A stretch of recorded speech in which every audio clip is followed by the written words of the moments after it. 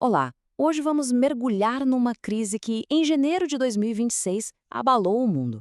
É a chamada Crise da Groenlândia, um confronto que levou a aliança militar mais poderosa do Ocidente, a OTAN, a um ponto de ruptura que poucos imaginavam ser possível. Vamos entender o que aconteceu. Pois é, a situação era simplesmente sem precedentes. Pense bem, um membro da OTAN, a Organização do Tratado do Atlântico Norte, ameaçando usar força militar contra outro membro. Essa era a realidade chocante, bem no coração da aliança. E esse aviso aqui de uma autoridade dinamarquesa de alto escalão deixou os riscos claríssimos. Ao falar em invocar o artigo 5, que é o pilar da defesa mútua da OTAN, a Dinamarca estava mandando um recado direto. Um ataque à Groenlândia seria considerado um ataque a todos os membros da aliança. No comecinho de 2026, a situação explodiu de vez. Ameaças foram feitas abertamente, tropas começaram a se movimentar e uma guerra comercial parecia estar prestes a começar. Vamos ver como essa panela de pressão chegou a esse ponto. A crise escalou numa velocidade assustadora. De um lado, os Estados Unidos ameaçando com ação militar e sanções econômicas. Do outro, a Dinamarca mobilizando suas tropas de elite para o Ártico.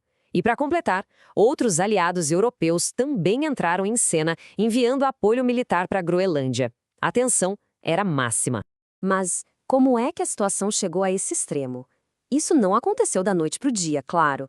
Para a gente entender de verdade, precisamos voltar um pouco no tempo e olhar a sequência de eventos que foi preparando o terreno para esse confronto.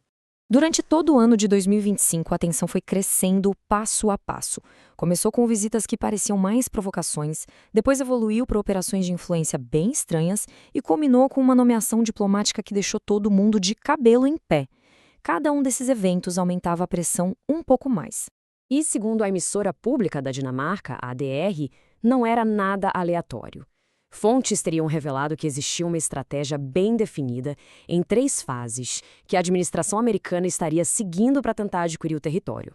O ponto crucial aqui é que essa crise ia muito além de uma simples disputa por território. O que estava em jogo era o próprio direito internacional e, mais ainda, os alicerces da Aliança Ocidental. O buraco era bem mais embaixo.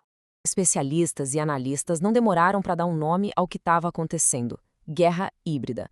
Ou seja, o uso de várias táticas não militares, como pressão política, desinformação e influência econômica, para pressionar um aliado sem disparar um único tiro. E, para deixar tudo ainda mais bizarro, veio à tona uma carta do então presidente Trump. Nela, ele ligava diretamente a postura agressiva sobre a Groenlândia ao fato de não ter ganhado o Prêmio Nobel da Paz. Inacreditável. A ameaça, portanto, era existencial para a OTAN. Era algo que minava a própria razão de ser da aliança, a confiança e o princípio de defesa mútua. Alguns chegaram a dizer que a crise era um verdadeiro presente de bandeja para adversários como a Rússia. É claro que o mundo não ficou só assistindo. As ações da administração americana provocaram uma reação forte e unificada, não só no exterior, mas dentro dos próprios Estados Unidos. E o mais interessante é que havia uma desconexão total entre a política do governo e o que a população pensava. Uma pesquisa da YouGov mostrou que a esmagadora maioria dos americanos era contra o uso de força militar para tomar a Groenlândia. E essa oposição dentro dos Estados Unidos uniu os dois lados da política. Republicanos importantes se juntaram aos democratas para condenar as ameaças, chegando a chamar a ideia de um ato catastrófico de autossabotagem.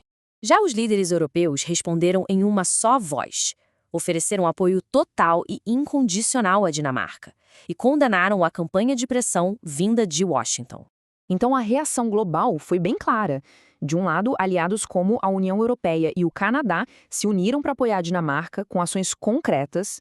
Do outro lado, adversários como a Rússia teriam aproveitado o caos, com a mídia estatal russa celebrando a divisão no Ocidente. E enquanto os políticos se movimentavam nas ruas da Dinamarca e da Groenlândia, a mensagem da população era uma só, com grandes manifestações, deixando claro o que pensavam.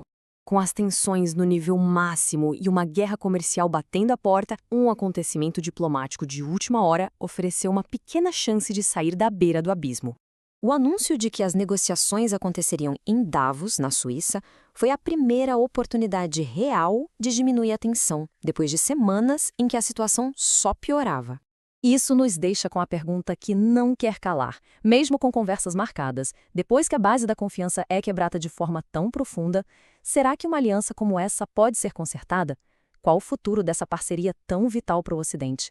Fica a reflexão.